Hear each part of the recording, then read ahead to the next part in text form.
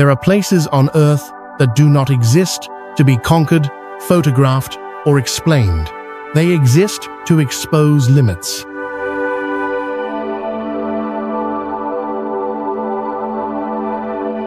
Limits of the human body, limits of perception, limits of science itself. In these locations, gravity behaves strangely. Water changes color without warning. Stone twists into forms no rulebook predicted. Ice breathes, fire burns blue, and life survives where it should not.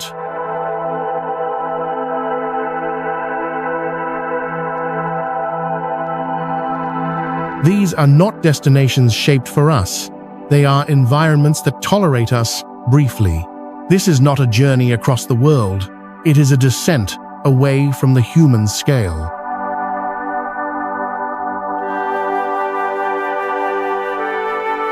At first, the land still feels familiar. A lake appears to float above the ocean. Cliffs glow red and violet under shifting light. Valleys breathe with wind and silence. The world remains beautiful, proportioned, almost welcoming.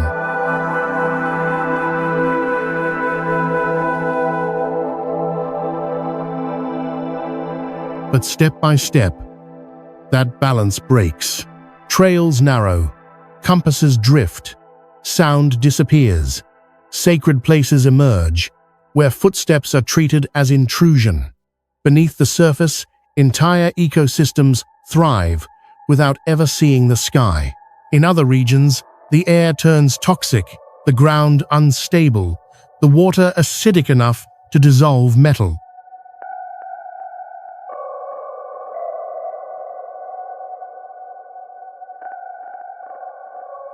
And beyond that, even survival becomes conditional. Here, crystals grow larger than the human body. Glaciers crack and speak in ancient tones. Methane freezes into perfect shapes beneath clear ice. Volcanoes erupt lava that should not exist on this planet.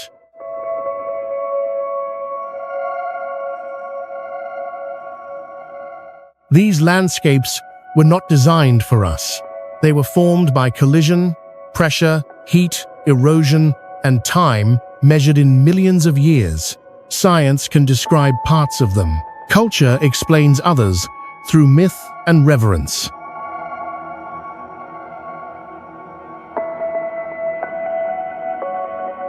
But none of it makes these places safe. As this journey unfolds, the world becomes quieter, harsher, and more alien. Human presence shrinks. Nature stops accommodating. What remains is the raw architecture of the planet itself, unfiltered, indifferent, and still in motion. These are Earth's impossible places.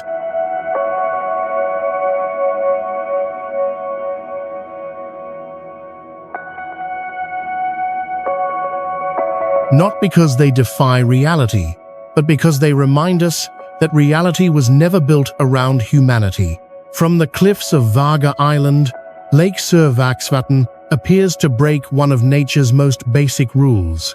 The lake seems to float in midair, suspended above the Atlantic Ocean, its calm surface hovering impossibly close to the edge of a sheer drop. From this angle, the boundary between land, water, and sky collapses into a single illusion that defies depth and scale.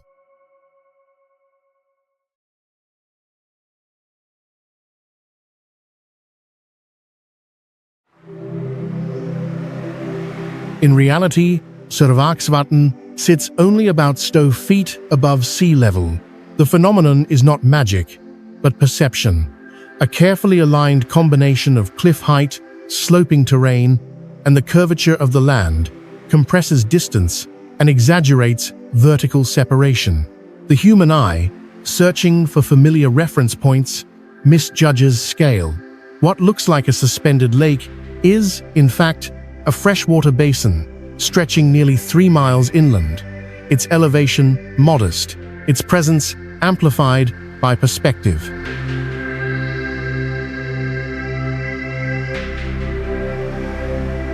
Yet understanding the illusion does not weaken its effect. Formed more than 50 million years ago, during intense volcanic activity, the lake rests atop layers of hardened basalt black rock, forged when molten lava met the cold North Atlantic air. These volcanic foundations tilt gently toward the ocean, guiding the lake's only outlet to the cliffs. At Bosdalafossor, Survagsvatn's waters spill directly into the sea, creating one of the rare places on Earth where freshwater transitions abruptly into saltwater through open air.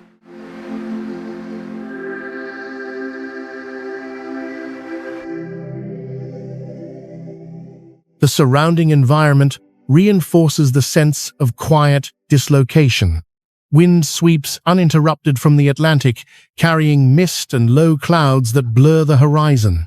There are no trees, no tall structures, no visual anchors to confirm scale. Seabirds circle below the lake's surface, further confusing depth and distance. Standing on the cliff, the mind struggles to reconcile what the eyes insist is true.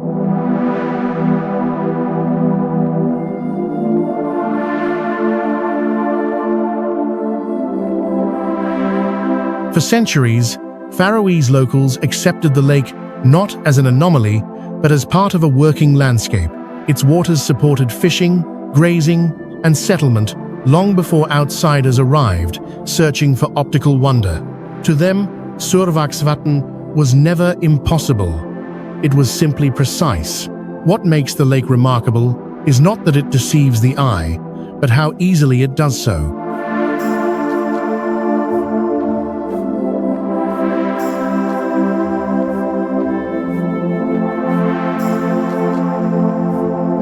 Survagsvatn marks the first threshold of this journey. The world still appears calm, navigable, and safe. Nature is not hostile here. It does not threaten or repel. It merely reveals a quiet truth. Human perception is fragile. Before silence deepens and environments turn hostile, this place delivers a subtle warning.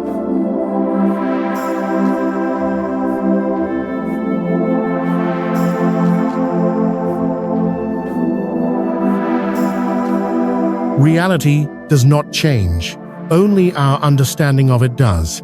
Rising along the Arizona-Utah border, the Vermilion Cliffs do not announce themselves with movement or sound. They dominate through stillness. Vast walls of stone climb nearly 3,000 feet from the desert floor. Their surfaces layered in reds, yellows, violets, and pale whites colors arranged not by design, but by time.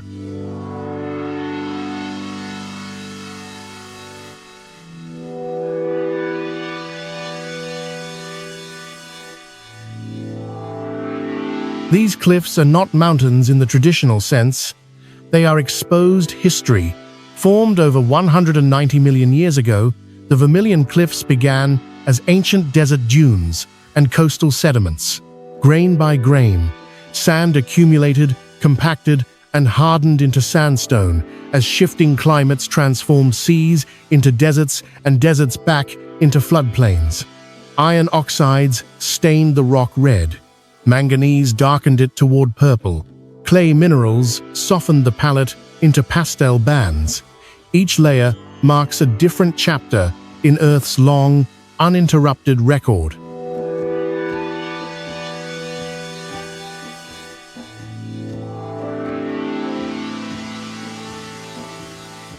What makes the Vermilion Cliffs exceptional is not height, but clarity. Unlike folded mountain ranges, these formations remain largely undisturbed. The strata lie exposed and legible, stacked like pages of an open book. Geologists read them as a continuous archive evidence of wind patterns, ancient shorelines, and vanished ecosystems that predate most forms of modern life.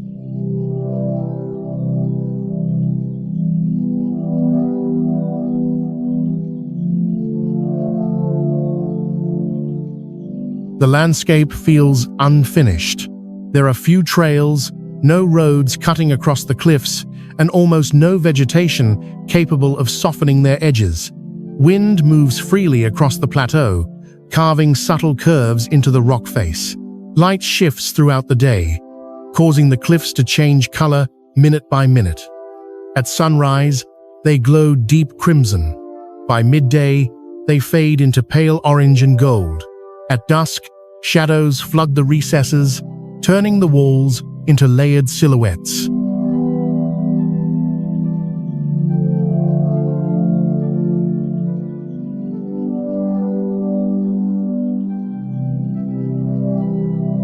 Human presence here feels temporary. There are no landmarks designed for orientation. Distances are deceptive. Sound dissipates quickly in the open air, leaving a silence broken only by wind. The scale overwhelms without drama. The cliffs do not challenge the body, they challenge comprehension.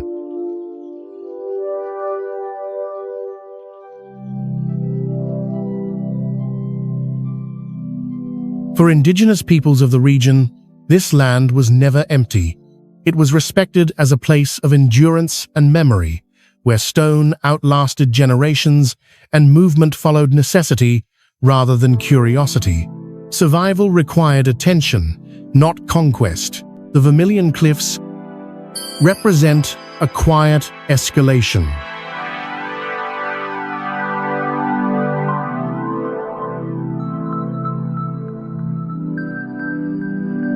The world is still accessible, the air is breathable, the ground is stable, but the environment no longer adapts to human presence. It remains indifferent, vast, patient, and unmoved by observation. This is not a place shaped for visitors. It is a place that reminds us how little of Earth was ever shaped with us in mind.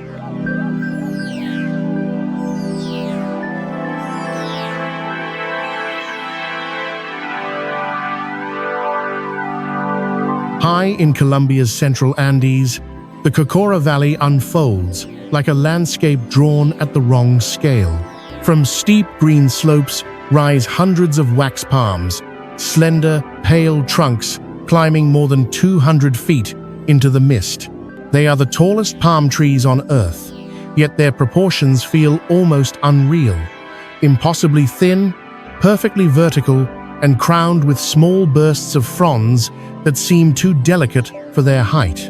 This is not a forest built for shelter, it is a vertical system.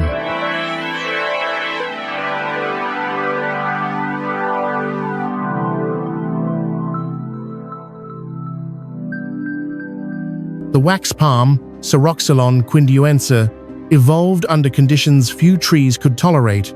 At elevations between 6,000 and 10,000 feet, the valley is cold, cloud-soaked, and exposed to constant wind. Most palms belong to lowland tropics. These adapted upward instead, growing slowly for more than a century before reaching maturity. Their trunks are coated in a natural wax that insulates against temperature swings and moisture loss, allowing them to survive where frost and intense sun alternate within the same day. The valley itself amplifies the effect.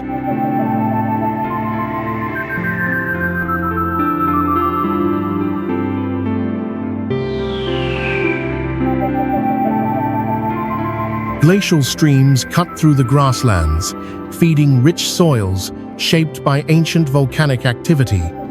Low clouds drift continuously, obscuring depth and flattening perspective. From a distance, the palms appear to float, their tops dissolving into fog, while their bases vanish into rolling green terrain. Scale becomes unreliable. What seems nearby is often hundreds of yards away. For the Quimbaya people, the wax palm was never just a tree. It symbolized continuity, an axis linking earth and sky. Its wood was never cut. Its presence marked sacred ground. That reverence allowed the species to survive centuries of environmental change.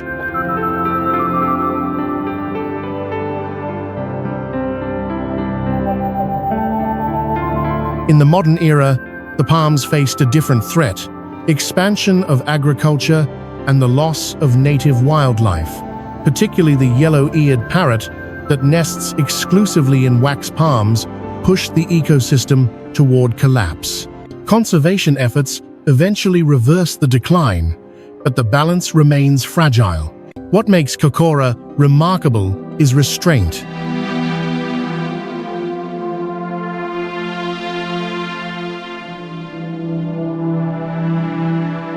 Unlike hostile environments later in this journey, the valley still permits human movement. Trails wind between palms. The air is thin but breathable. Life flourishes, yet the setting quietly disorients. The trees erase familiar reference points. Verticality dominates. The ground feels secondary.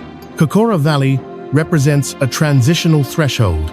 Nature is still beautiful, still alive, still compatible with human presence, but it no longer centers the human body as the measure of scale.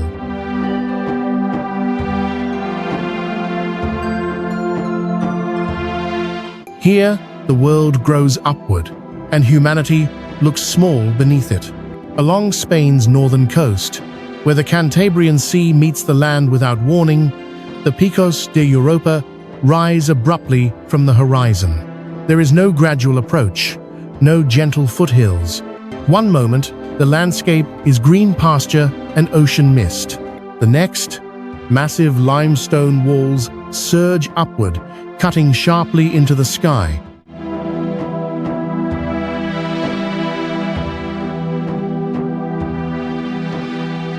This sudden verticality is what defines the Picos.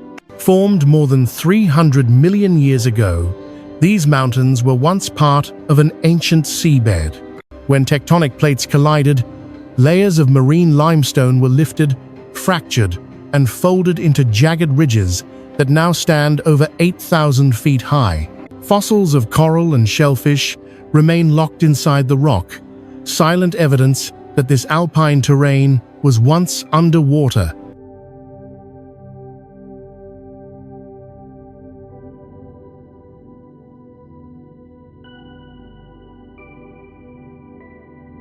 Erosion did the rest. Glaciers carved deep valleys during the last ice age, leaving behind steep cirques, hidden caves, and narrow gorges that channel wind and water with relentless force. Rainfall from the nearby Atlantic accelerates this process. Here, rock is not static. It is still being shaped, ground down grain by grain.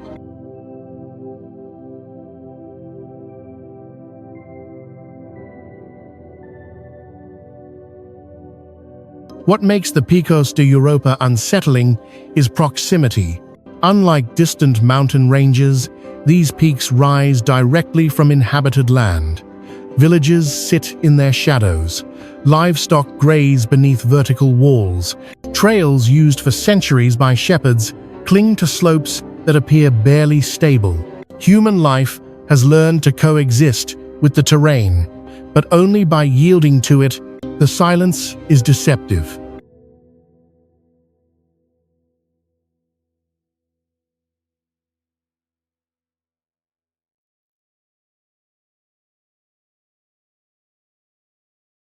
Sound behaves strangely in the limestone corridors. Wind funnels through gaps, amplifying sudden gusts.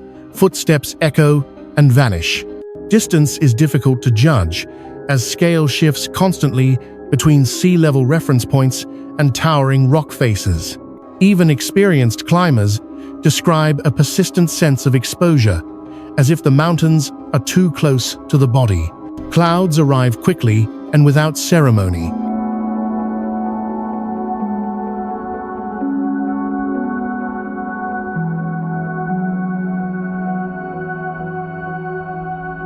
Moist air from the sea condenses against the peaks, rolling across ridges and swallowing paths in minutes. Visibility collapses. Orientation disappears. What was navigable becomes abstract. The landscape offers no reassurance. Yet, life persists. Chamois move across near vertical slopes. Rare plants cling to cracks in bare stone. Underground rivers continue to carve unseen chambers beneath the surface, expanding one of Europe's deepest cave systems, some shafts dropping more than 5,500 feet into darkness.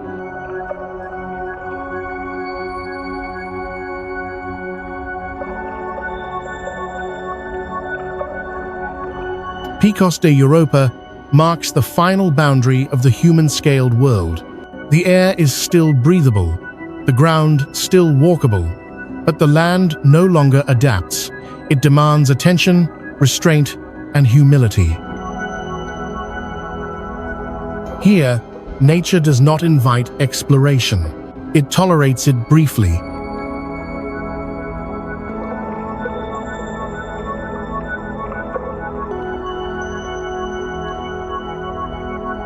White Pocket does not rise or descend. It twists. Hidden deep within the Paria Plateau of northern Arizona, this landscape feels less like terrain and more like a geological hallucination.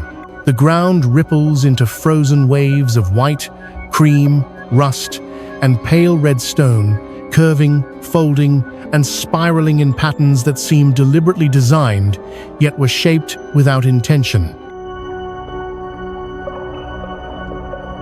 White Pocket is not erosion as destruction. It is erosion as distortion. Formed over 190 million years ago, the rock here began as layers of sand and mud deposited by ancient deserts and shallow seas. Over time, pressure compressed these sediments into sandstone. But unlike flat plateaus or towering cliffs, the layers here were twisted by slow, subterranean movement, liquefaction, mineral saturation, and shifting pressure before the rock fully hardened.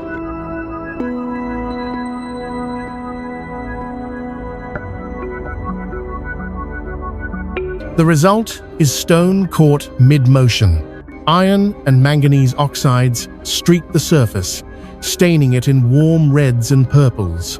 Calcium-rich sandstone remains pale and luminous, reflecting sunlight so intensely that shadows nearly vanish at midday.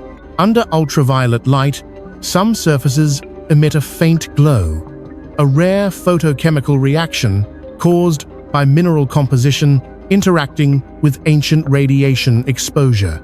Scale dissolves quickly.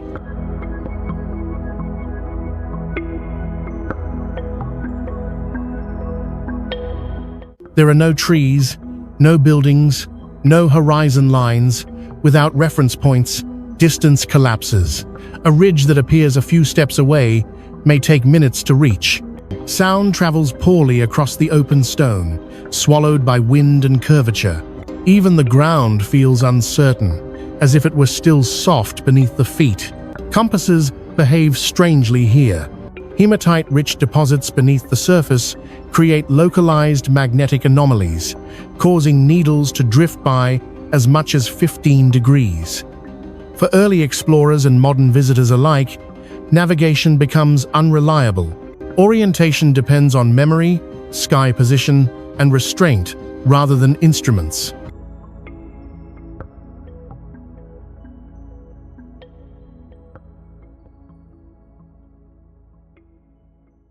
Reaching White Pocket is intentionally difficult. The final approach crosses more than 20 miles of deep, unmarked sand. There are no paved roads, no signs, no facilities. This isolation has preserved the site's fragility. Even a single inch of rainfall can erode patterns that have survived millions of years. A few careless footsteps can damage mineral crusts that will never reform. White Pocket marks a shift in the journey.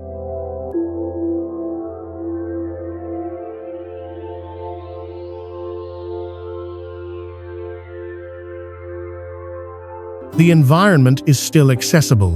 The air is calm, the temperature survivable, yet the land no longer behaves as expected. Geometry breaks down, tools lose authority, familiar rules stop applying. This place does not threaten the body, it unsettles the mind. White Pocket is where Earth first stops behaving like a surface and begins acting like a memory still in motion.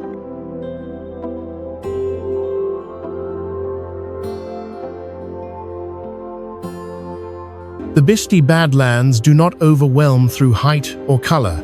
They disorient through absence. Spread across the high desert of northwestern New Mexico, this landscape feels unfinished, as if erosion began but never settled on a final form.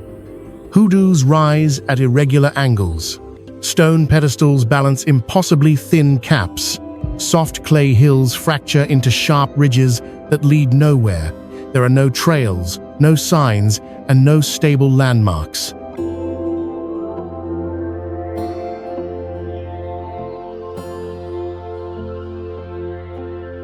Direction here is an assumption. The terrain formed from sediment laid down more than 70 million years ago, when this region was part of a vast coastal plain bordering an ancient inland sea. Layers of mud, ash, and sand accumulated slowly, preserving plant matter and animal remains beneath the surface. As the sea retreated, time exposed the deposits to wind and water forces that stripped away softer layers and left behind skeletal stone structures.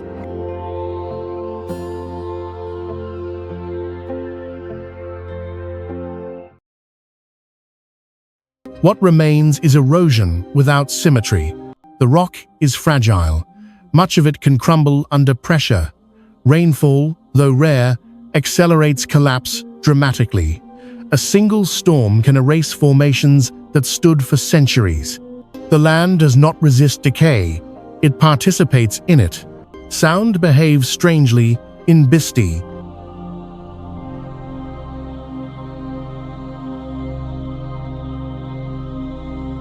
Wind passes freely across the open clay flats, but echoes vanish almost instantly. Footsteps feel muted, voices fade. At night, the silence becomes absolute, broken only by distant wind and the occasional shifting stone. With no artificial light and minimal elevation change, the sky dominates. Stars appear sharp and dense, unfiltered by moisture or glow. Orientation deteriorates quickly. Without vegetation or horizon markers, distance becomes deceptive. Hills repeat themselves. Shadows shift unpredictably as clouds pass overhead. Even experienced navigators report a sense of spatial drift, the feeling of walking without progress despite steady movement.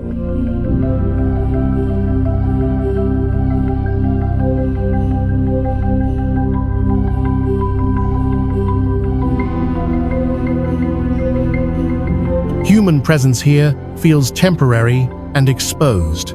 There are no shelters, no water sources, no natural refuge from sun or cold. The land offers no accommodation. Survival depends on preparation, restraint, and the willingness to leave before conditions change. For indigenous cultures, this was never a place to inhabit, but to pass through carefully. It held no illusions of safety. It was respected for what it was: unstable, transitional, and indifferent.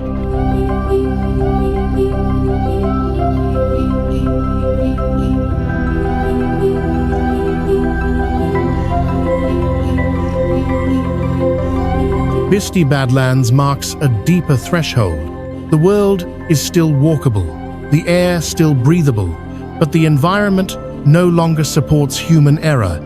It does not guide, it does not warn. It simply continues eroding, slowly, quietly, and without concern for who is standing on it. Here, the earth is not alive or hostile.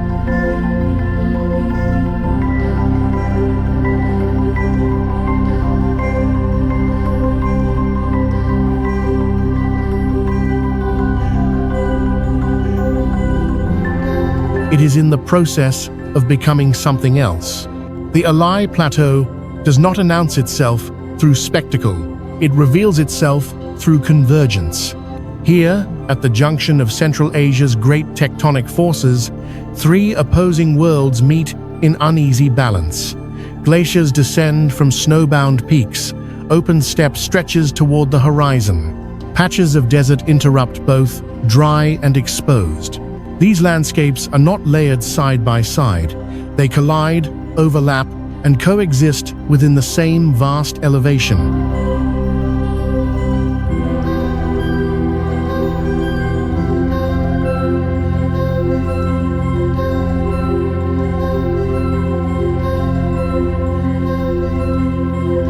The plateau lies more than 9,000 feet above sea level, framed by the Pamir and Tian Shan mountain systems.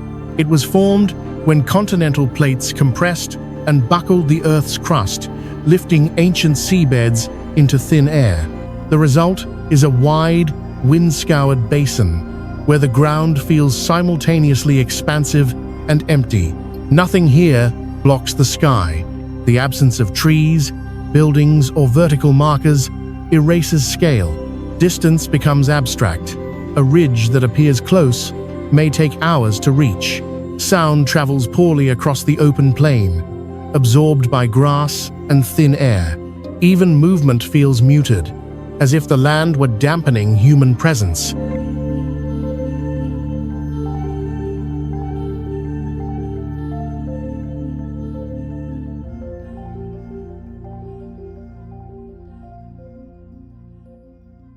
Navigation on the Alai Plateau follows rules older than instruments.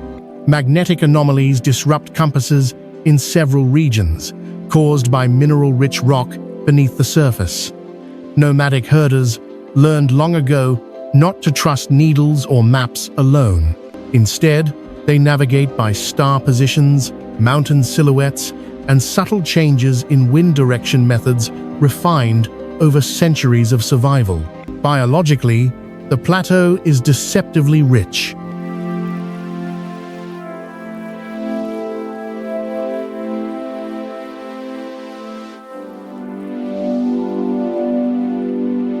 More than 1,200 plant species grow here, including dozens found nowhere else on Earth. These plants endure intense ultraviolet radiation, sharp temperature swings, and months of snow cover. Life persists not through abundance, but through adaptation. Yet this balance is unstable. Scientists warn that accelerating climate change threatens the plateau's glaciers. If current warming trends continue, most permanent ice here could disappear by the end of the century. Without glacial meltwater, grasslands will dry, seasonal rivers will vanish. The system will unravel quietly, without dramatic collapse. At night, the plateau transforms.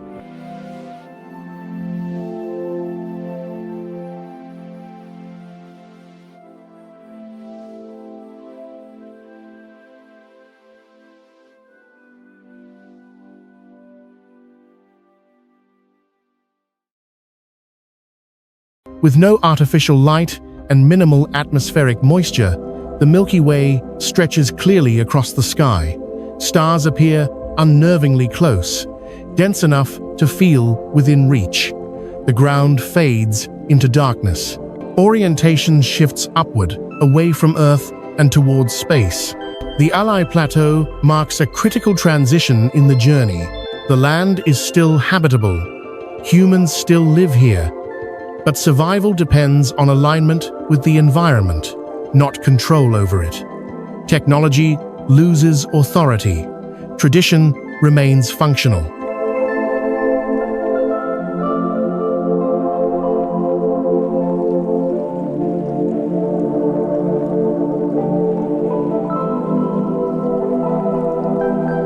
This is a place where the Earth stops accommodating convenience.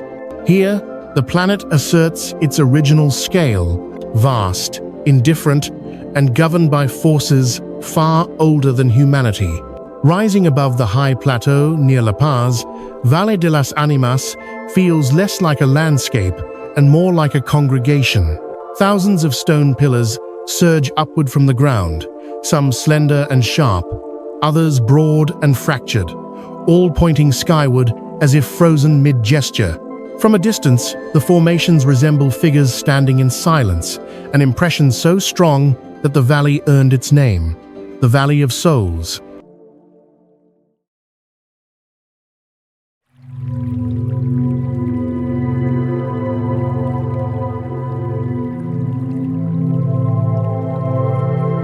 Geologically, this place is the product of patience, not violence.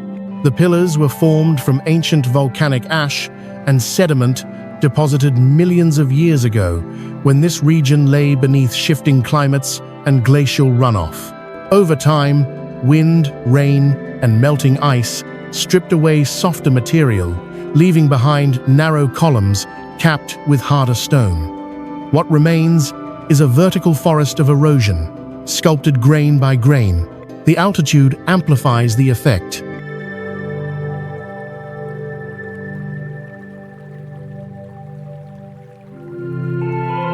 At more than 12,000 feet above sea level, the air is thin and dry. Sound travels unpredictably, sometimes echoing sharply, sometimes vanishing altogether. The sky feels closer. Clouds pass quickly, casting moving shadows that make the pillars appear to shift and breathe. For the Aymara people, this is not an accident of geology. Valle de las Animas is a sacred place, believed to house the spirits of ancestors who guard the surrounding mountains. Rituals honoring Pachamama, the earth goddess, are still performed here. Offerings of coca leaves, alcohol, and food are left among the stones, not to change the land, but to acknowledge it.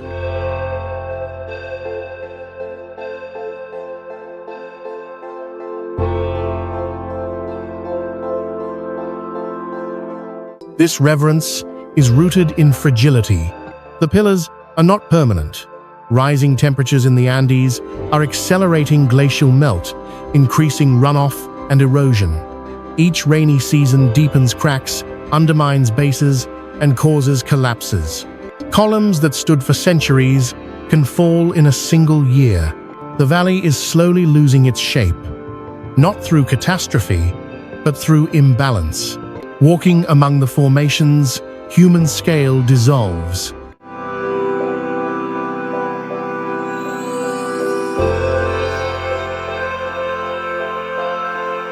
Paths narrow unexpectedly. Sight lines are interrupted. Orientation shifts constantly as walls of stone block the horizon. There is no single vantage point that explains the whole valley. It must be experienced in fragments, step by step. Valle de las Animas represents a turning point in the journey. The environment is still accessible. The danger is not immediate. But the land no longer feels neutral. Meaning is layered onto geology. Movement feels watched not by something alive, but by memory embedded in stone.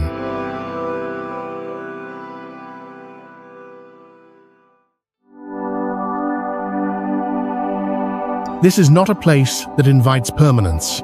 It reminds us that landscapes can hold belief, history, and erosion at the same time, and that even sacred ground is subject to disappearance.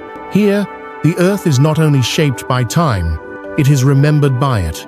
The Pinnacles Desert does not rely on color or height to unsettle. It relies on repetition.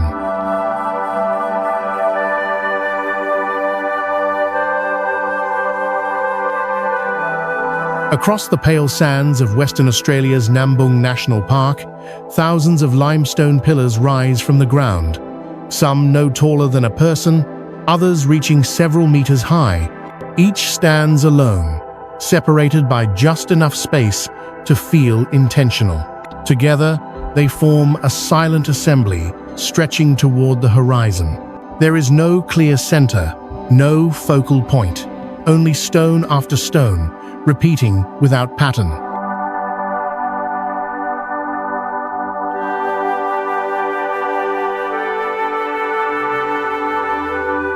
These pillars began their existence beneath the sea. More than 25,000 years ago, this region was a shallow marine environment, rich in shells and organic debris. Over time, calcium carbonate from these materials compacted into limestone. As sea levels fell and the land emerged, wind-driven erosion stripped away surrounding sand, exposing hardened cores. Variations in mineral density determined which sections endured and which vanished. What remains is selection by time.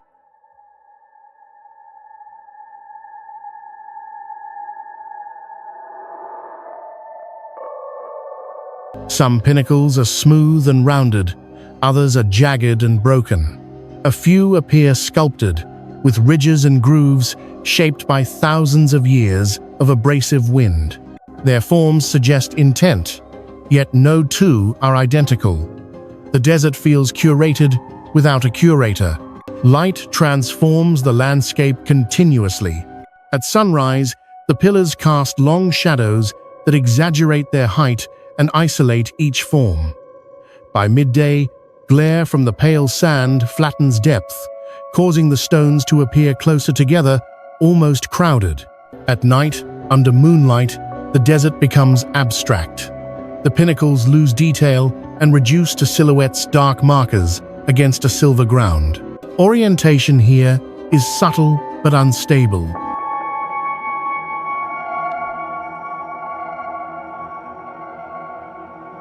The terrain is nearly level. There are no distant landmarks, no elevation changes to anchor direction. Movement becomes circular without intention. The eye follows lines that lead nowhere. Silence dominates, interrupted only by wind moving through gaps between stone. For the Nyungar people, the pinnacles were never meaningless. They are understood as transformed ancestors, figures turned to stone to guard the land. This interpretation does not compete with geology, it complements it. Both recognize endurance, loss, and transformation. What makes the Pinnacles Desert significant is restraint.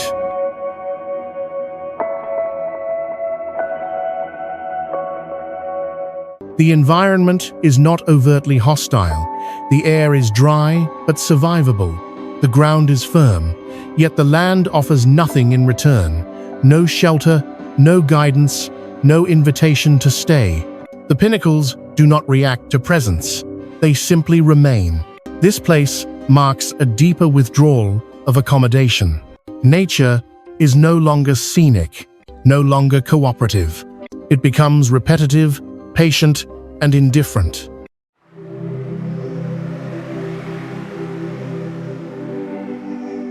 Standing among the pillars, the human figure feels temporary, another shape that will eventually disappear, leaving the desert unchanged. Here, erosion has already decided what matters, and it was never us. Hidden beneath the Annamite mountains of central Vietnam, Son Doong Cave is not an underground chamber, it is an underground world.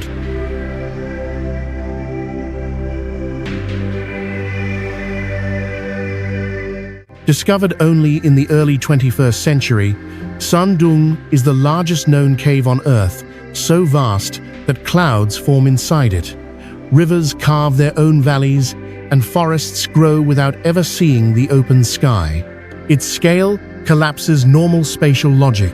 Standing at its entrance feels less like entering a cave and more like stepping into a missing piece of the planet. Son Doong began forming roughly 3 million years ago.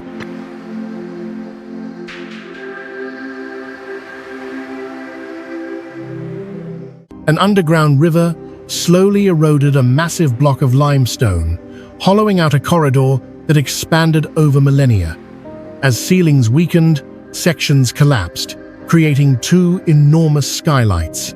Through these openings, sunlight poured in, rain followed, soil accumulated, life arrived. What emerged was an isolated ecosystem.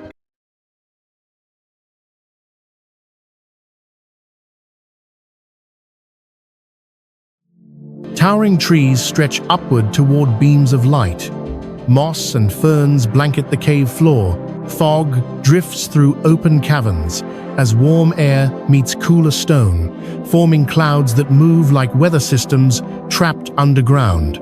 Day and night still exist here, but only in fragments, filtered through gaps in the ceiling. Scale becomes unreliable. The main passages rise more than 650 feet high and span nearly 500 feet wide, large enough to contain a skyscraper or an entire city block. Stalactites grow to the size of buildings. Cave walls vanish into darkness, beyond the reach of headlamps. Sound echoes endlessly, distorting distance and direction.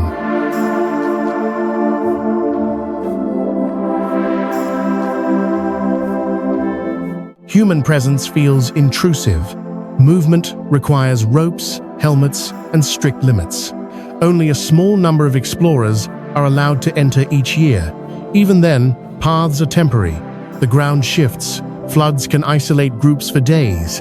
Sondung does not adjust to visitors. Visitors must adapt completely or leave. For local communities, the cave has long been wrapped in legend.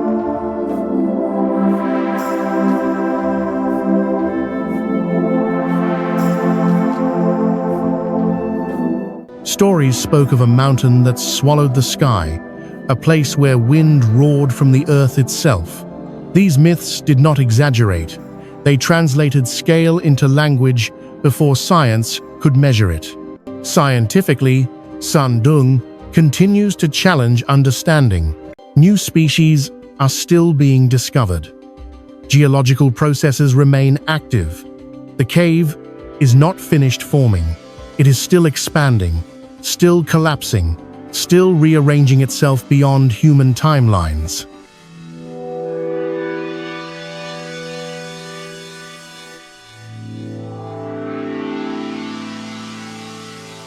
Sondung marks a decisive shift in the journey. The surface world is gone. Orientation depends on light from above that may vanish at any moment.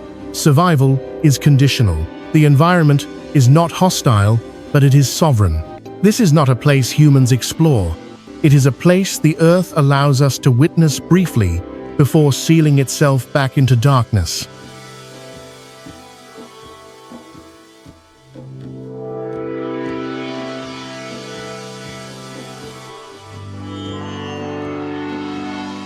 Deep within the dense jungle of Mexico's Yucatan Peninsula, Cenote Yaxchil opens suddenly, without warning, without transition.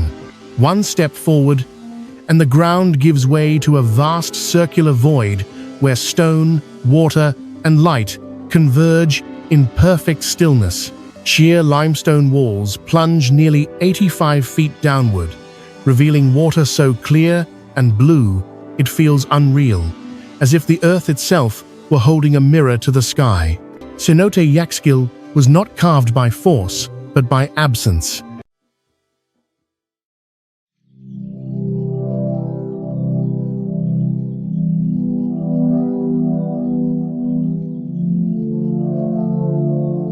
Over thousands of years, slightly acidic rainwater seeped through porous limestone, dissolving it slowly from within. As underground chambers expanded, the ceiling thinned until it could no longer support its own weight.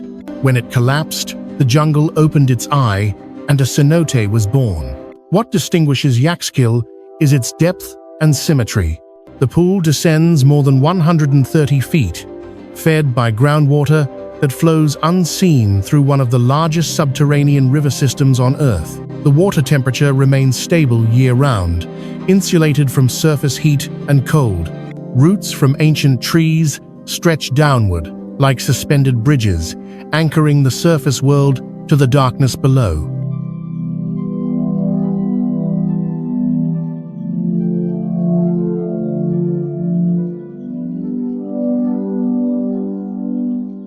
For the ancient Maya, this was not merely a water source. Cenotes were portals, gateways to Xibalba, the underworld. Yaxchil was treated as sacred ground, a place where humans communicated with gods through offerings cast into the depths. Archaeologists have recovered pottery fragments, bones, and ritual objects from its bottom, preserved by low light and constant temperature. These were not accidents. They were deliberate gestures of belief. Sound behaves differently here.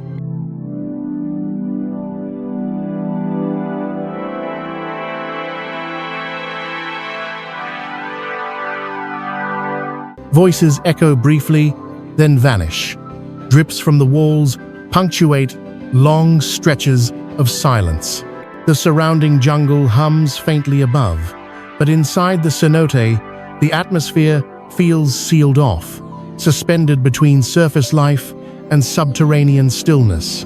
Light defines the experience. At midday, sunlight pours directly into the sinkhole, illuminating the water in sharp bands of turquoise and deep blue. As the sun shifts, shadows reclaim the walls, and the cenote darkens from the edges inward. Time becomes visible through light alone. Human presence feels tolerated, not welcomed.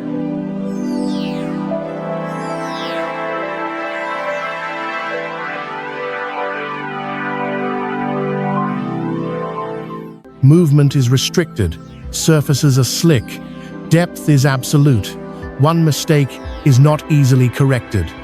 The cenote offers no margin for carelessness. Cenote Yaxchil marks a critical threshold in the journey. This is the first place where the earth opens fully beneath human feet, where surface logic collapses and vertical space replaces horizontal ground. Above and below lose their familiar meaning.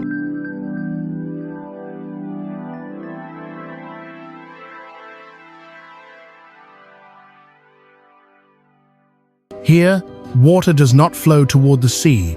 It disappears inward, carrying memory, ritual, and stone into the planet's hidden circulatory system. Cenote Yaxchil is not a place you visit. It is a place where the earth briefly allows you to look inside itself.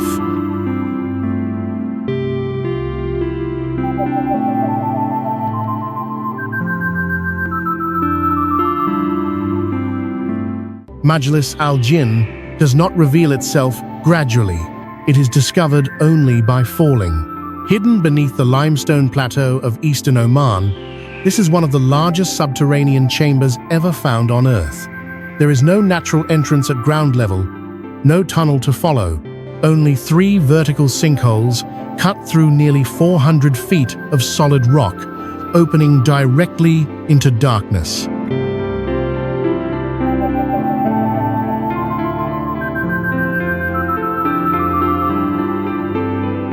To reach Majlis al-Jinn, descent is mandatory. The chamber formed over millions of years as groundwater dissolved limestone deep below the surface. Unlike caves shaped by flowing rivers, this space expanded silently, sealed off from the outside world. When the ceiling finally weakened, it collapsed straight down, creating shafts rather than passages. The result is a room that feels less like a cave and more like a void. Scale is difficult to process.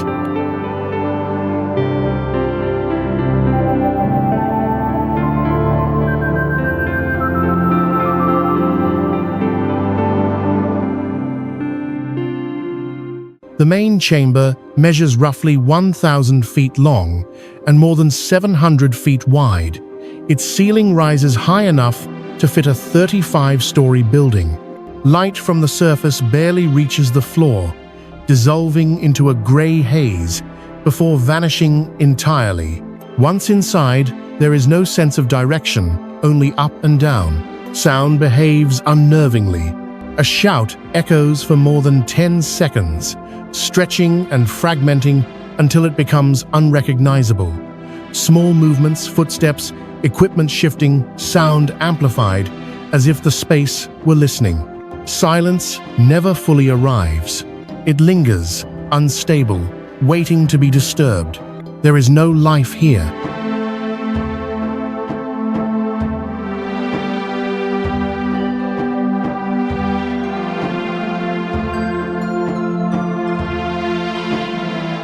No plants, no animals, no flowing water.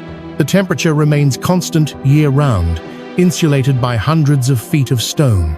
The floor is covered in boulders fallen from the ceiling over thousands of years, evidence that collapse is not an event of the past, but an ongoing process. For local communities, the name itself is a warning. Majlis al-Jinn translates to meeting place of the spirits.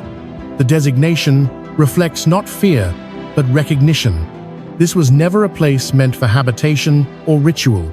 It was a boundary one to be acknowledged and left untouched. Human presence inside the chamber feels provisional.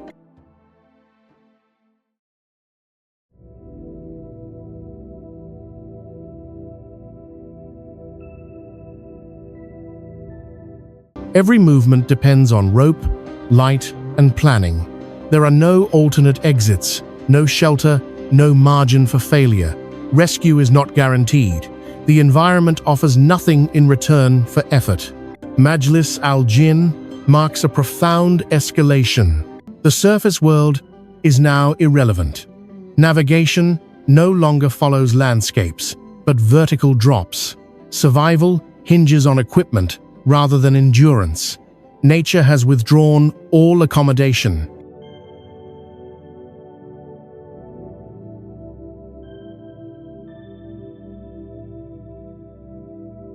This is not a place shaped by erosion alone. It is shaped by absence. Majlis al-Jinn exists as a reminder that beneath stable ground, vast spaces remain unfinished, waiting not to be explored, but simply to exist beyond human reach. Melisani Cave feels less like a place and more like an interruption in reality.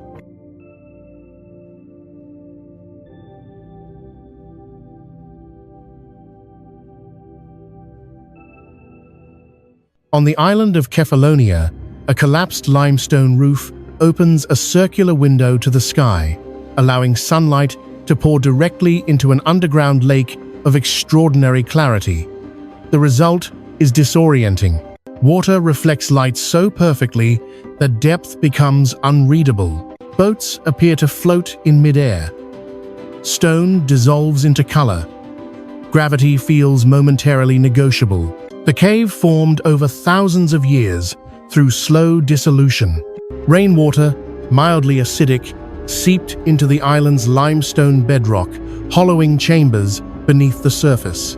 Eventually, part of the ceiling gave way, creating a natural skylight. Unlike sealed caverns, Melisani became a hybrid space, neither fully underground nor fully exposed. Light defines everything here.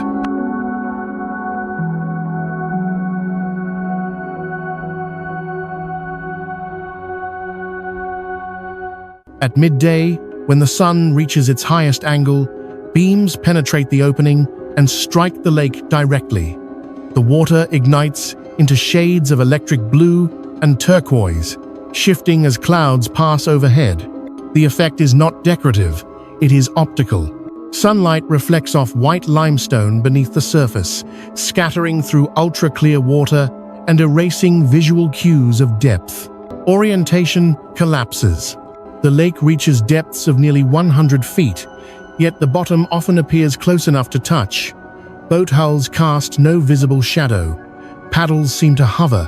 The brain struggles to reconcile what the eyes report. Movement becomes tentative, guided more by trust than perception.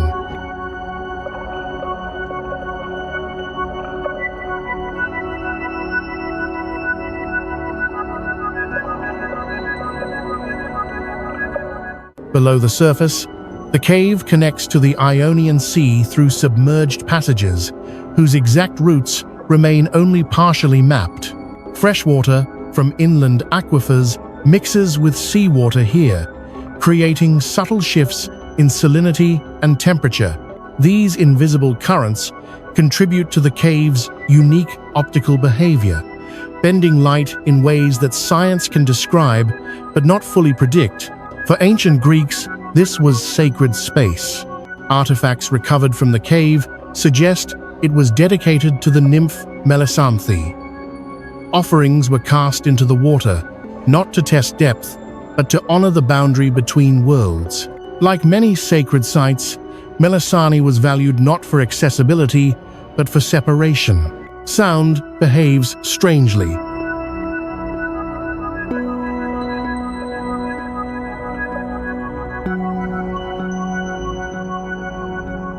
Voices echo softly, then fade. The outside world, wind, insects, waves, feels distant, muted by stone. The cave exists in a suspended acoustic state, reinforcing the sense that time moves differently here. Melisani marks a subtle but decisive shift in the journey. The environment is still calm, the water is still, the air is breathable, yet the rules of perception have changed. Depth lies, light deceives, familiar physics feel unreliable. This is no longer a landscape to traverse.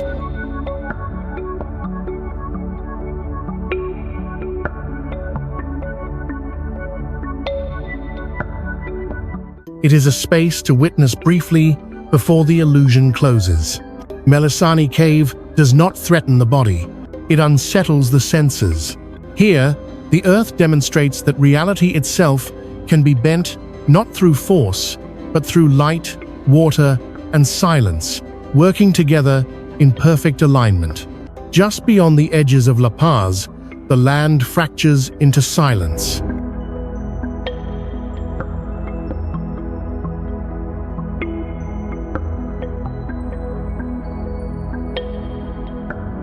The Valley of Souls rises abruptly from the Andean plateau, its surface pierced by thousands of stone spires, thin, jagged pillars thrust upward as if frozen mid-movement. From a distance, the formations resemble a gathering of figures, standing in place, facing the sky. The resemblance is so persistent that it shaped the name itself. Valle de las Animas, the Valley of Souls. This landscape was not created by eruption or impact. It was carved by loss.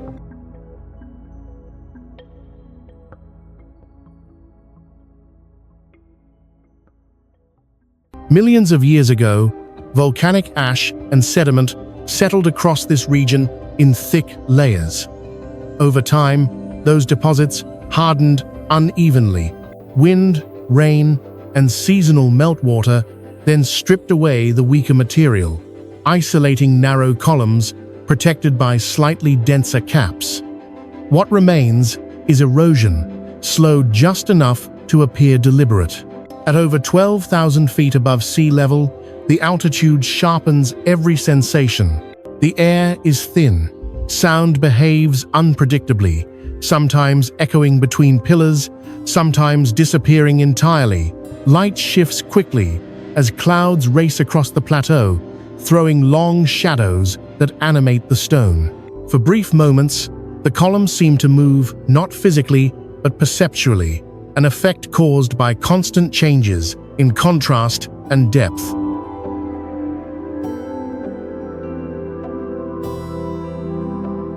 For the Aymara people, this was never a neutral place.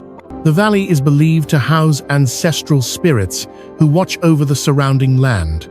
Ritual offerings to Pachamama, the earth deity, are still made among the pillars.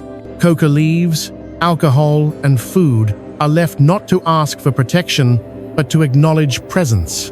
The land is not owned, it is addressed. This belief aligns with a geological truth. The valley is unstable.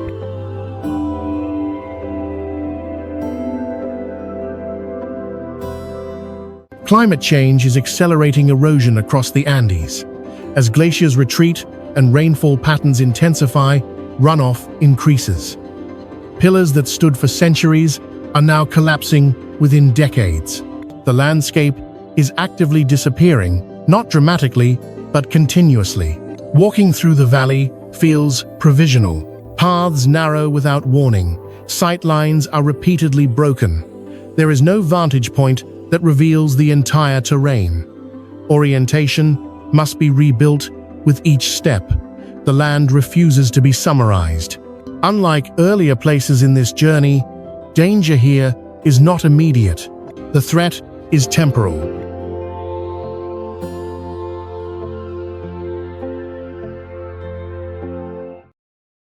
The Valley of Souls represents a turning point where meaning and geology fully intersect. The environment remains accessible, yet it no longer feels passive. Human movement feels observed, not by life, but by memory encoded in stone. This is not a place designed for permanence. It exists in transition, shaped by time, belief, and erosion at once. Here, the earth does not simply record history.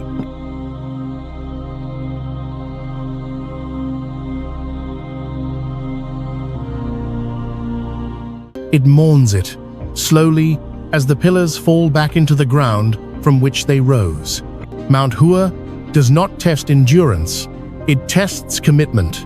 Rising sharply from the plains of Shaanxi province, Mount Hua is one of China's 5 great mountains, and the most unforgiving. There are no gentle slopes here, no gradual ascents.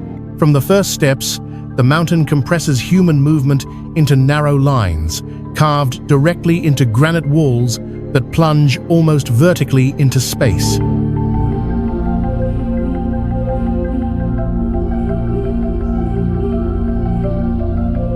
This terrain is ancient. Formed more than 1.6 billion years ago, Mount Hua's granite massifs are among East Asia's oldest exposed geological structures. Time did not soften them, it fractured them. Sheer ridges, knife-edge paths, and vertical faces dominate the landscape, leaving little margin between footing and free fall. The most famous sections, the plank walks, are not symbolic challenges, they are literal ones.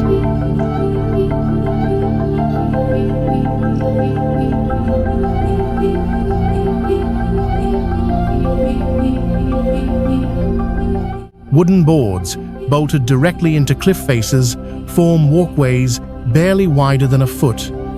Iron chains serve as the only handholds. Below them, hundreds of meters of empty air. Wind funnels through the ravines, amplifying every movement. Here, hesitation is dangerous. Every step must be deliberate. This severity is intentional. Mount Hua has long been a sacred Taoist site. But unlike other holy mountains where beauty invites contemplation, Hua enforces devotion through exposure.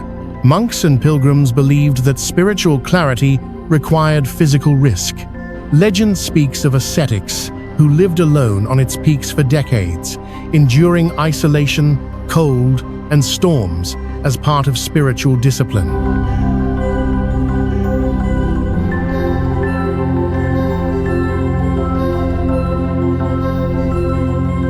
Science later revealed another layer.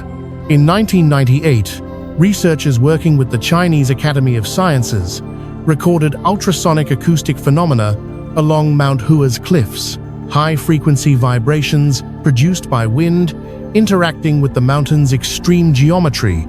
The rock itself resonates, producing sounds beyond normal human hearing. Even the mountain's silence is active. Human scale dissolves quickly here.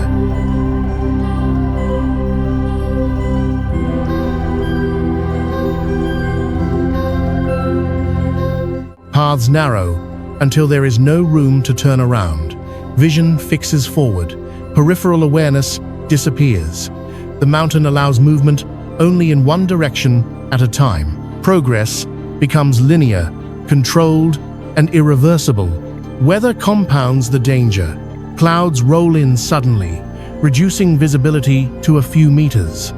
Ice forms quickly on shaded stone. Rain transforms smooth granite into glass. There is no shelter once committed to the ascent.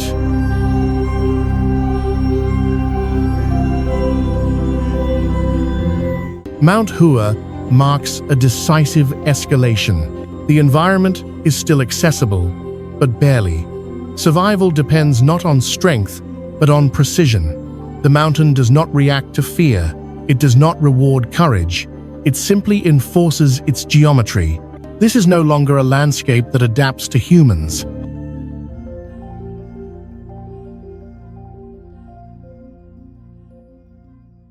Here, the earth dictates terms and allows passage only to those willing to accept consequence with every step. Dalol does not look dangerous at first. It looks unreal.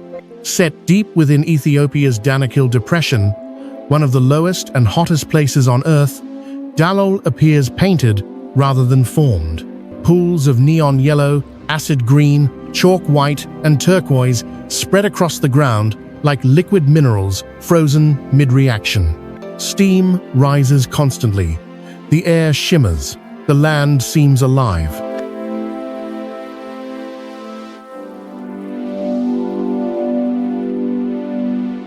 It is hostile. Dalol exists where deep magma meets ancient salt deposits and underground water. This interaction creates hundreds of hydrothermal vents, boiling springs, and acid pools with pH levels close to zero. Temperatures regularly exceed 45 degrees Celsius, 113 degrees Fahrenheit, and the ground beneath the surface can be far hotter. The crust looks solid, but in places it is paper-thin, hiding corrosive liquid beneath. What gives Dalol its color is chemistry under extreme stress.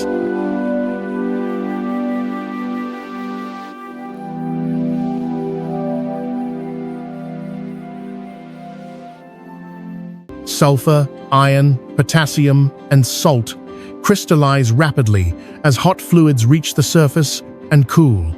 The colors shift constantly as reactions evolve, sometimes within hours.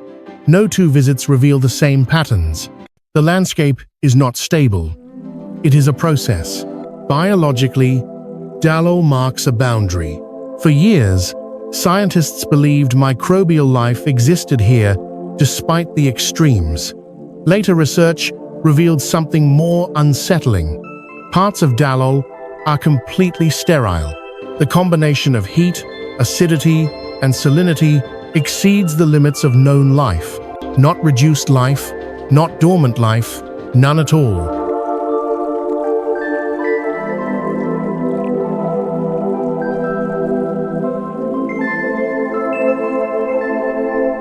This makes Dalol one of the few places on Earth that mirrors environments expected on Mars.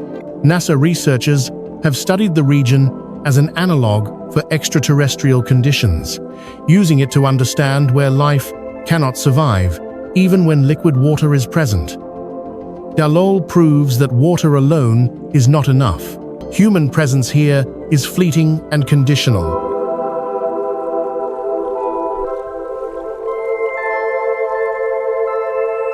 The air burns the lungs.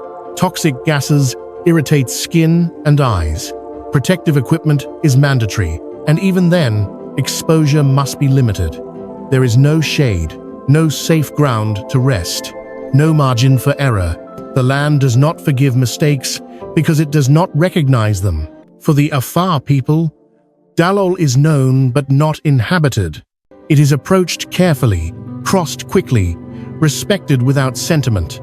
Survival in the Danakil depends on knowing when not to stay. Dalol represents a sharp escalation in the journey.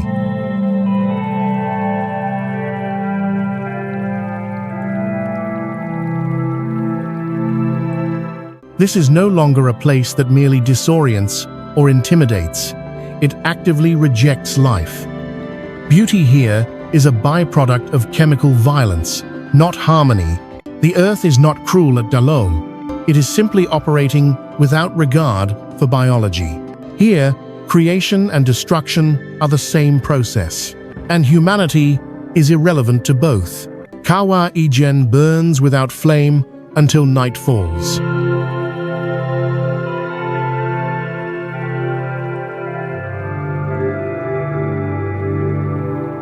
High on the eastern edge of Java, this volcanic crater hosts one of the most chemically violent landscapes on Earth.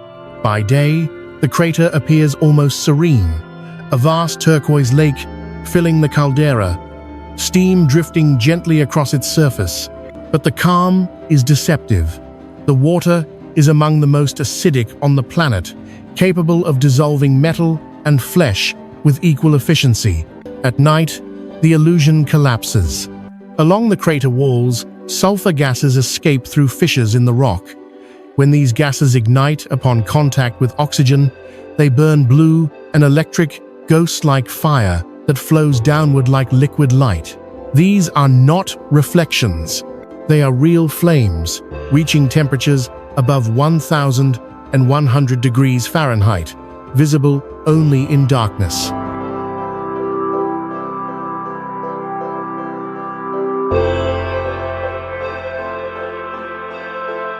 The chemistry is relentless. Beneath the lake, magma heats groundwater saturated with sulfur compounds. As pressure builds, gases vent violently upward.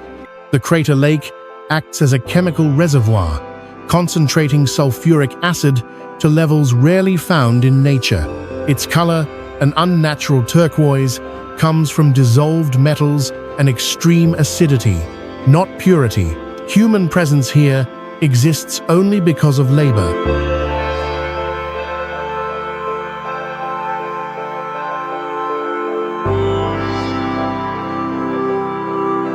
Kawah Ijen is one of the last places on Earth where sulfur is still mined by hand. Each day, miners descend into the crater without full protective gear, breathing toxic fumes through cloth masks. They break solidified sulfur from vents, load chunks weighing up to 150 pounds onto bamboo baskets, and carry them up steep paths carved into unstable rock. The work is brutal and repetitive. Lungs scar, teeth erode, lifespans shorten. Yet the routine continues, driven by necessity rather than choice. The volcano does not slow for them. It does not acknowledge their presence. Sound is constant.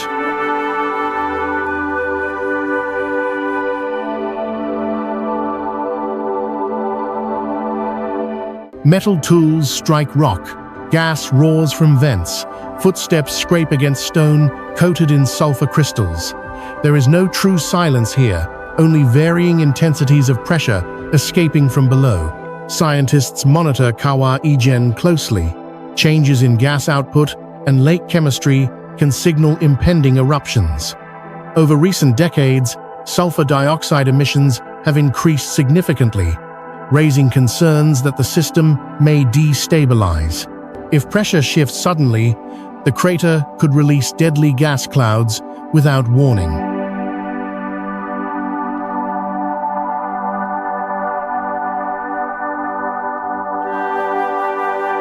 Kawah Ijen marks a clear escalation in the journey. This is not a place that merely intimidates. It injures, it corrodes, it demands a cost for every minute spent within it. Beauty exists here, but it is inseparable from harm. The volcano is not hostile by intent. It is indifferent, a chemical engine venting the planet's interior into open air.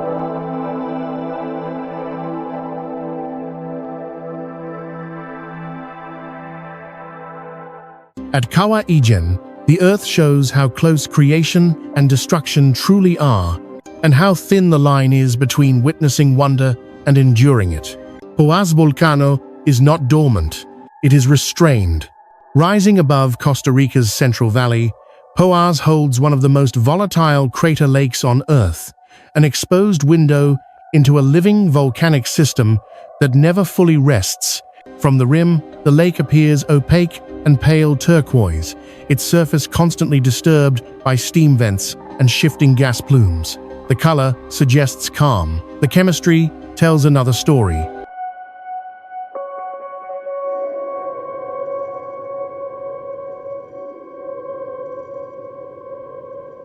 The lake is highly acidic. Sulfuric gases rise continuously from magma chambers below, dissolving into the water and driving pH levels low enough to strip vegetation from the surrounding slopes. The air stings the lungs, eyes water within minutes. Even brief exposure leaves a metallic taste that lingers long after descent. Poás behaves like a breathing organism.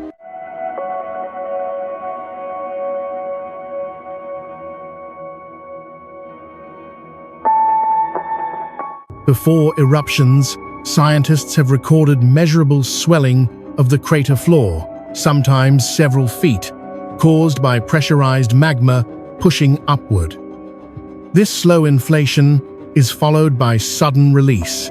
Steam-driven explosions eject rock, ash, and boiling water without warning. The volcano does not build towards spectacle, it snaps. In 2017, Poás reminded the world of this reality. A series of violent eruptions launched debris more than a kilometer into the air, forcing the evacuation of surrounding areas and the closure of the national park for nearly 2 years. Forests near the rim were stripped bare. Acid rain damaged crops miles away. The lake itself vanished temporarily, vaporized by the force of the blasts.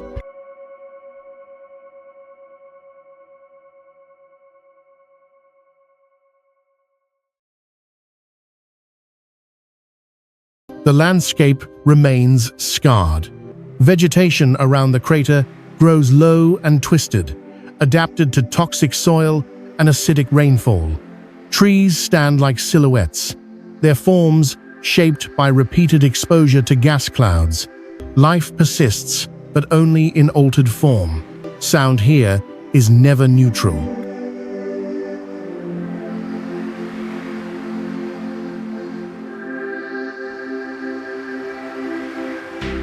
The crater emits deep rumbles, sharp hisses, and sudden booms as gas escapes through fractures in the rock. Even when no eruption occurs, the ground feels unstable, as if tension is being stored rather than released. Human access is tightly controlled. Observation platforms are reinforced. Entry is restricted based on gas levels and seismic readings. Safety depends not on physical barriers, but on constant monitoring. The margin between observation and evacuation is narrow.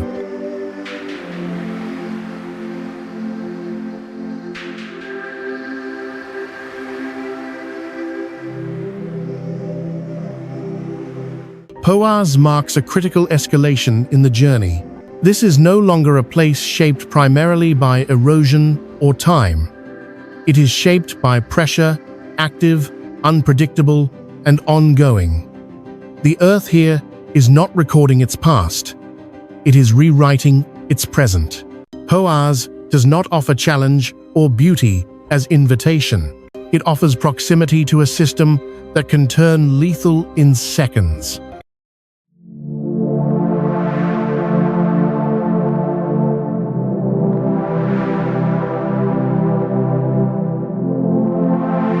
Standing at the rim, one means becomes clear.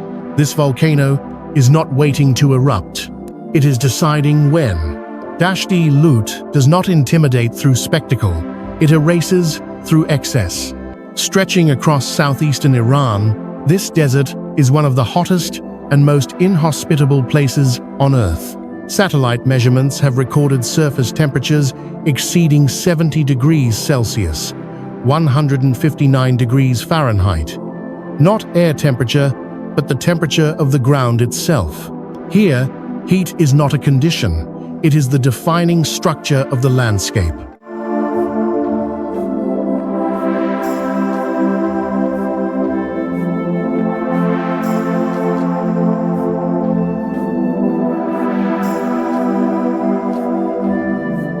The desert's most striking features are the Kalut's vast ridged formations carved from ancient sediment.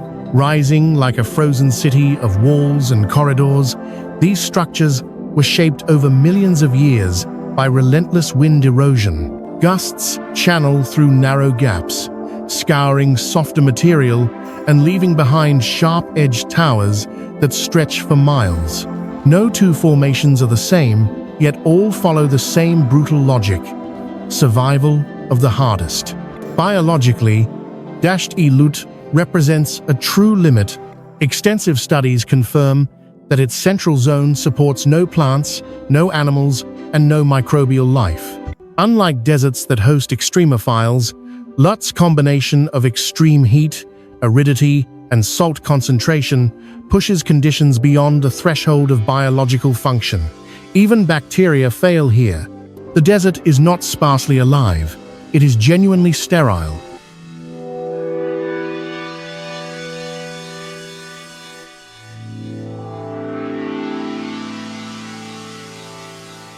Geologically, the ground tells a deeper story.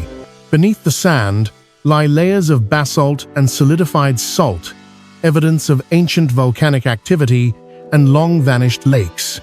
This region was once shaped by water.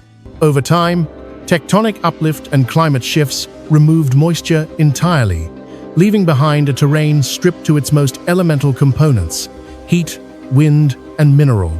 Sound behaves strangely in Lut.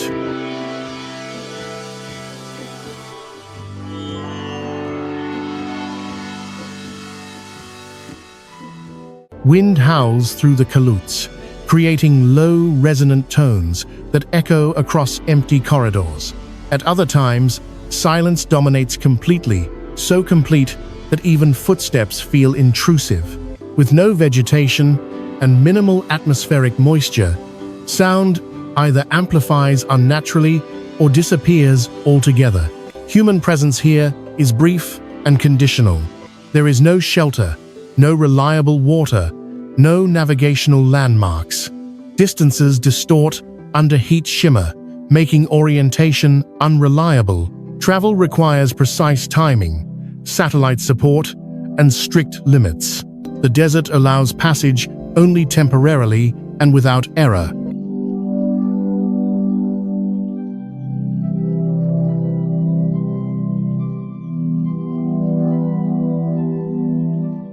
UNESCO recognized Dashti Lut not for beauty alone, but for significance. It stands as one of the clearest demonstrations of Earth's raw physical power, operating without compromise. Climate models use it as a benchmark for understanding planetary heat extremes, including conditions expected on other worlds. Dashti Lut marks a decisive escalation in the journey.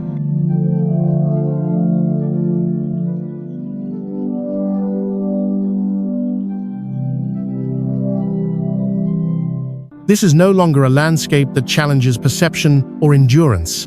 It removes the possibility of life altogether. The Earth here is not hostile. It is simply uninterested in sustaining biology. In Dashti Lut, the planet shows what remains. When every negotiable condition is stripped away, only heat, only stone, only time continuing without witness. The Cave of the Crystals is not meant to be entered. It is meant to be endured briefly, at great cost.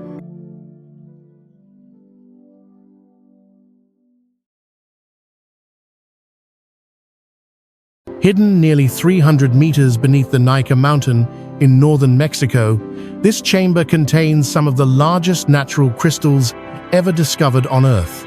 Massive selenite beams, pure gypsum, rise from the floor and walls, some exceeding 11 meters, 36 feet in length, and weighing tens of tons. They intersect at impossible angles, forming a lattice that feels architectural yet utterly inhuman. This place exists because of rare patience.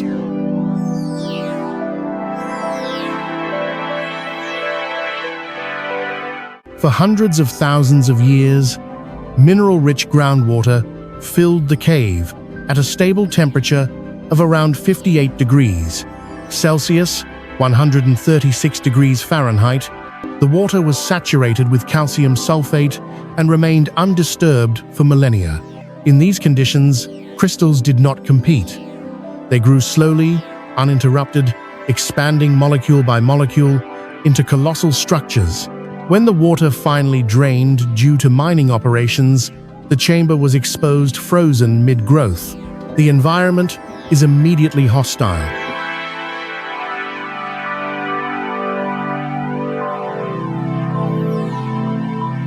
Temperatures inside the cave hover near 50-60 degrees Celsius, with humidity close to 100%. Human sweat cannot evaporate. The body overheats rapidly. Without specialized cooling suits, exposure becomes fatal in less than 10 minutes. Even with protection, scientists can remain inside only briefly before physiological limits are reached. Vision is deceptive here. The crystals refract light intensely, scattering it through the chamber in blinding white glare. Depth becomes unreadable, edges blur. The surfaces appear smooth, but are razor-sharp in places, capable of slicing through skin with minimal contact. Movement must be slow, deliberate, and constantly monitored.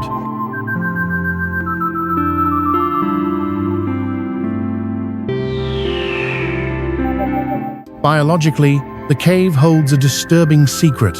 In 2017, researchers extracted microorganisms trapped inside the crystal's cells, sealed away for tens of thousands of years.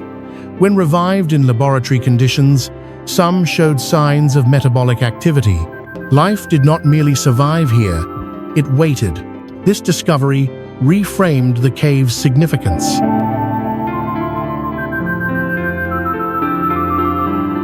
The Cave of the Crystals is no longer just a geological wonder. It is a time capsule proof that life can persist in extreme isolation, preserved beyond normal evolutionary cycles.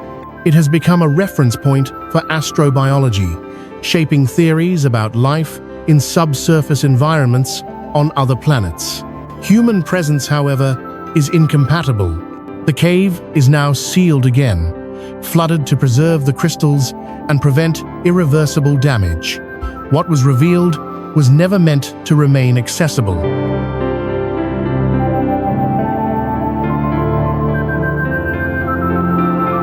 This marks the final escalation. The environment here does not merely resist humans, it excludes them. Survival requires artificial systems layered on top of biology, and even then, only temporarily. The Cave of the Crystals exists beyond the human world.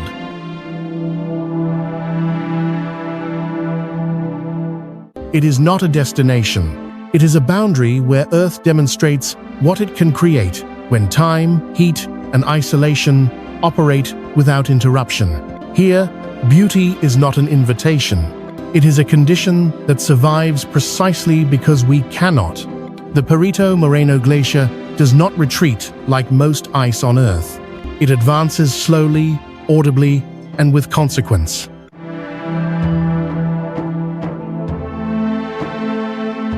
Along the southern edge of Patagonia's vast ice fields, the glacier presses forward, its immense mass pushing into valleys and lakes with a force that reshapes the land year after year. Within this moving body of ice, caverns form temporary chambers carved by meltwater, pressure, and motion. These are not static caves, they are passages in transit. The caverns are born from imbalance. As surface meltwater seeps downward, it follows fractures and weak zones, carving tunnels through the ice. Pressure from the glacier's forward movement compresses these channels, expanding some while collapsing others. Light enters briefly through thin ice ceilings, illuminating walls in deep shades of blue, created by compressed crystals that absorb red wavelengths and reflect blue. The effect is disorienting. Inside the cavern, scale disappears. Walls curve inward. The ceiling appears to breathe as the ice shifts imperceptibly. Drips echo, then stop without warning. Sound travels unpredictably through the frozen mass, sometimes amplified, sometimes swallowed entirely. Perito Moreno's uniqueness lies in motion. While most of the world's glaciers are retreating rapidly, this one still advances roughly 2 meters per day in places driven by sustained snowfall in the southern Patagonian ice field. This movement generates enormous internal stress. Ice cracks, blocks collapse. Caverns that exist one season may vanish the next. Scientists study these caverns as living systems.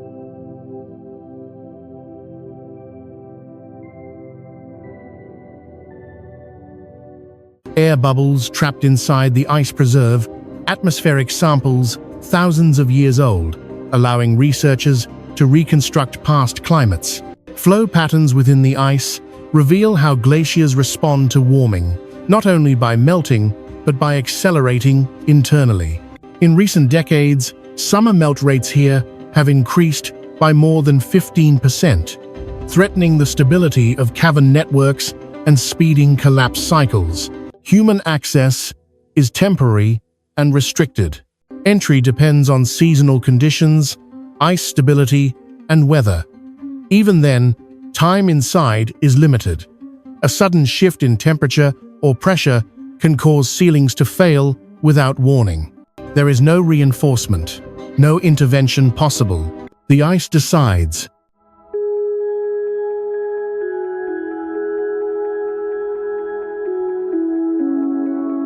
standing within a Perito Moreno cavern produces a rare sensation. This is not frozen time, it is time in motion, slowed but relentless. The glacier groans faintly as it moves. Water flows beneath your feet. Light flickers across walls that will not exist tomorrow. This place marks a final withdrawal of certainty.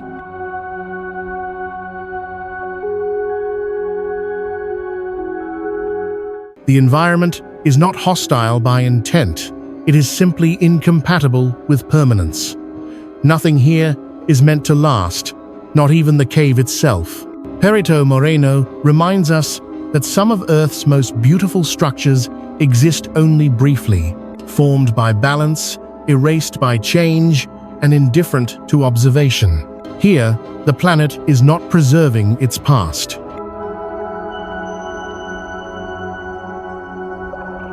It is actively rewriting it. The breathing glacier does not appear alive at first. It sounds alive. High within Norway's glacial landscapes, where ice fields descend from mountains into narrow valleys, this glacier produces a phenomenon rarely heard elsewhere on Earth. As temperatures shift and pressure redistributes within the ice, the glacier emits low, resonant sounds, deep creaks, hollow pops, and slow exhalations that echo through the valley. Locals long ago gave it a name that feels less poetic than precise. The glacier breathes.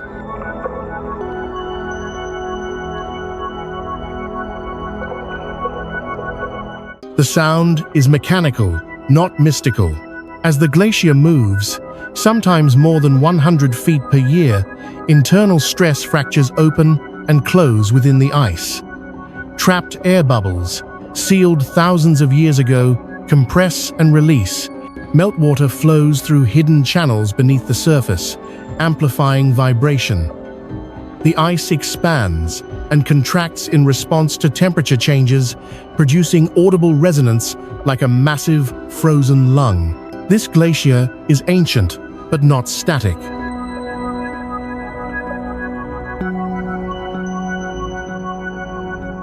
Layers of ice here contain atmospheric air more than 2 millennia old. Scientists extract these bubbles to study prehistoric climates, reading shifts in carbon dioxide and temperature long before human records began. The glacier is not merely frozen water, it is a preserved archive of Earth's former atmospheres. Color adds another layer of unreality. Meltwater pools glow turquoise, where finely ground mineral particles scatter light. In deeper sections, compressed ice absorbs red wavelengths, reflecting intense blue tones that seem to radiate from within. These colors shift constantly as light angles change and ice rearranges.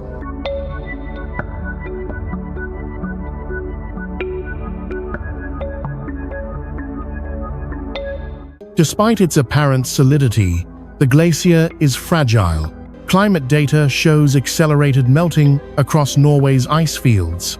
Even glaciers that still move forward internally are thinning overall. Cavities collapse faster. Sound patterns change.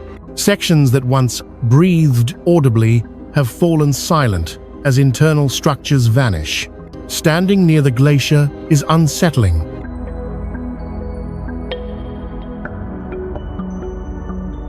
The ground vibrates faintly beneath the boots. A sharp crack echoes without warning. Then silence returns, temporary, never final. The sound is not rhythmic or predictable. It responds to invisible forces: pressure, temperature, gravity. Human presence here is observational only. There are no paths across the active ice, no safe zones once cracks open. Approaching too closely risks collapse into hidden crevasses. The glacier tolerates proximity, but not interference.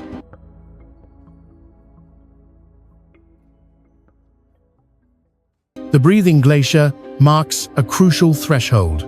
This is no longer landscape shaped by erosion alone. It is structure in motion, slow, powerful, and indifferent. The ice is not melting passively. It is reacting, adjusting, responding. Here, The Earth does not simply exist, it communicates.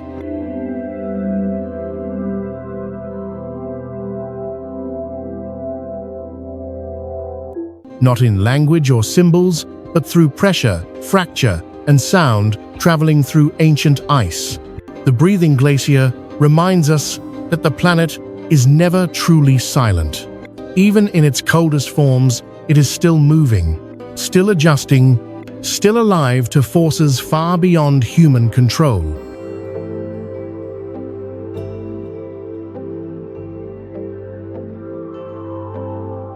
Abraham Lake appears calm only at first glance.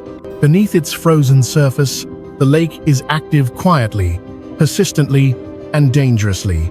Located in the foothills of the Canadian Rockies, Abraham Lake is an artificial reservoir formed in the 1970s by the construction of the Bighorn Dam. Yet, what makes it extraordinary is not its origin, but what happens each winter when temperatures plunge and the water turns to ice. As organic matter decomposes on the lakebed, methane gas is released.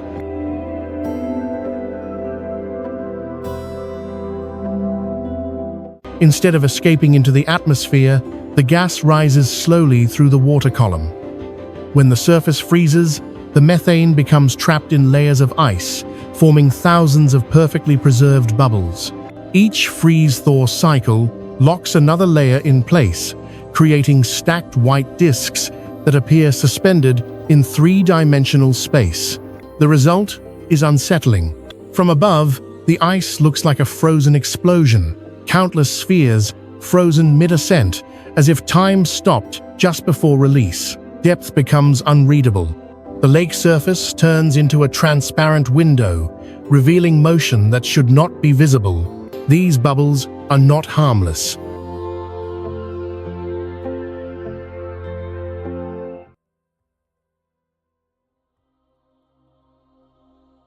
Methane is a highly flammable greenhouse gas, far more potent than carbon dioxide.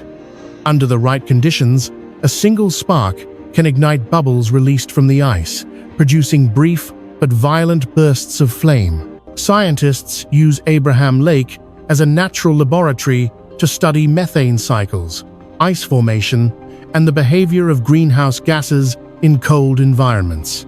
Wind intensifies the illusion.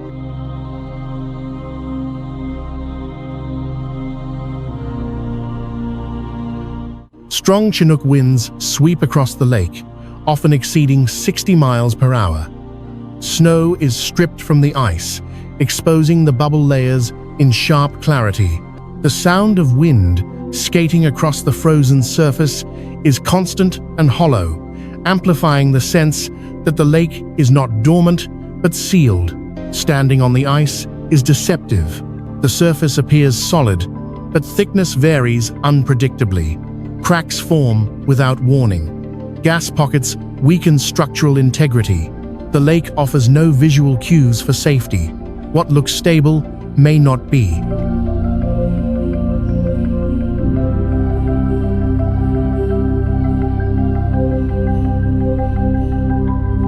At night, the effect deepens. Moonlight reflects through the ice, illuminating the bubbles from below. The lake feels inverted, sky beneath your feet, ground above your head. Orientation shifts. The familiar becomes unreliable. Abraham Lake marks one of the final thresholds of the journey.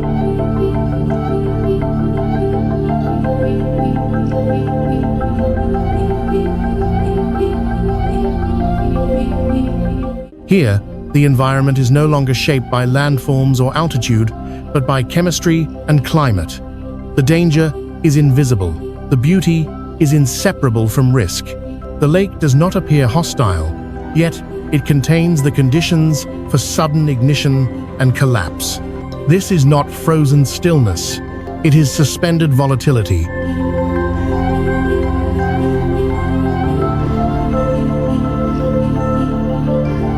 Abraham Lake reminds us that even in places shaped by human engineering, nature reasserts its own systems, turning artificial boundaries into arenas for planetary processes we barely control.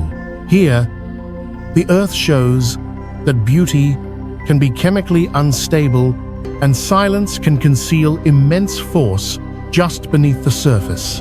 Oldoinyo Lengai does not erupt like other volcanoes. It behaves according to a different set of rules.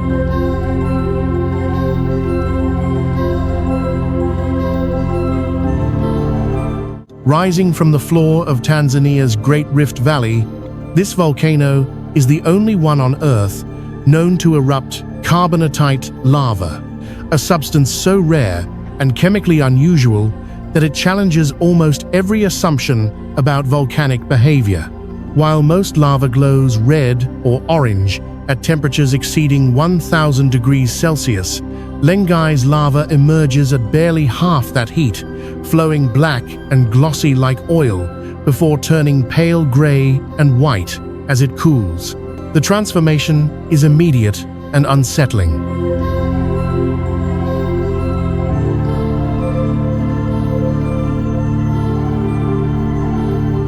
Fresh lava spills silently from vents, moving quickly across the ground. Within hours, exposure to air causes it to crumble into powdery white ash, rich in sodium and calcium. Rain accelerates the process, dissolving the rock almost as soon as it forms. The mountain appears to destroy its own creations. Geologically, Oldoinyo Lengai is an anomaly.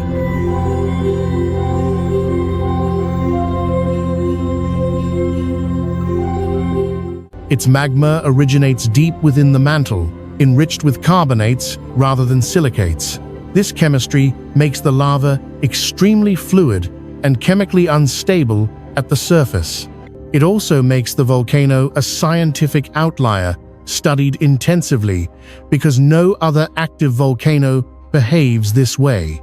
The environment surrounding the volcano reinforces its strangeness.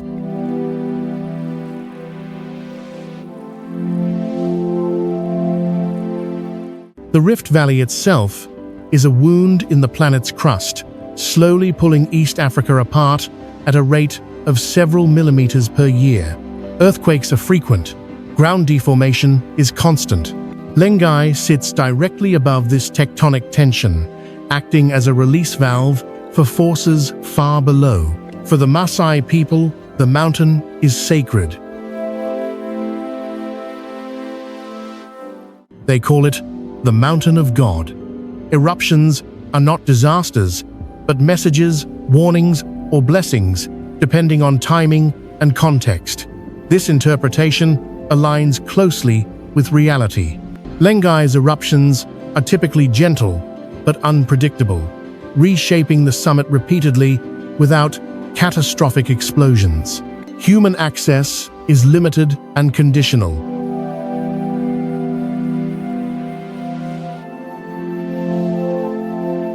The crater walls are steep and unstable. Toxic gases accumulate in low areas. Heat, altitude, and isolation compound risk. The volcano offers no stable surface. Paths form and vanish with each eruption. Even the summit cannot be trusted to remain unchanged from one day to the next. Oldoinyo Lengai represents the far edge of the journey. This is no longer Earth behaving violently. It is Earth behaving differently.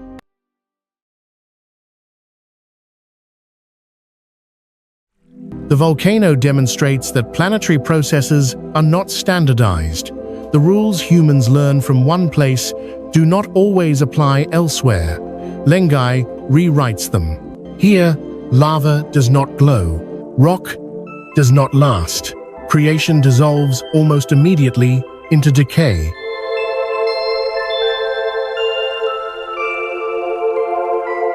Oldoinyo Lengai stands as proof that some places exist outside our categories, not hostile, not welcoming, but fundamentally alien. It is not a volcano that threatens humanity.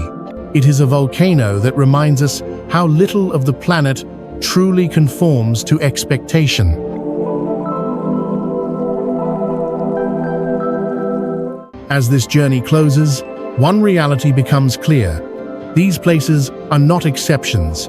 They are the rule, seen without human filters. From floating lakes and silent stone valleys to acid plains, breathing glaciers, and lava that defies geology, the Earth has revealed how little of it was ever designed for us. What feels impossible is simply nature operating beyond human scale, comfort, and biology. Each step away from the familiar stripped something away. First, perception failed. Then, orientation dissolved. Then, safety became conditional. And finally, survival itself disappeared. These environments were shaped by pressure, heat, chemistry, and time measured in millions of years. Science can describe their mechanisms. Culture can surround them with meaning. Neither changes their indifference. That indifference is the common thread. These places do not adapt to visitors. They do not wait to be understood. They continue forming, collapsing, melting, and eroding, whether witnessed or not. Some are already vanishing faster than knowledge can record them, and that may be their most important message. Not every landscape exists to be explored, protected, or mastered.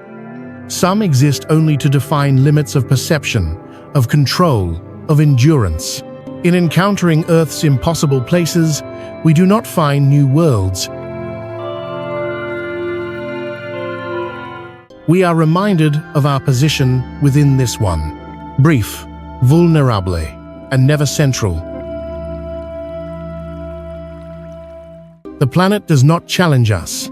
It simply continues, vast, unfinished, and utterly unconcerned with who comes and goes upon its surface.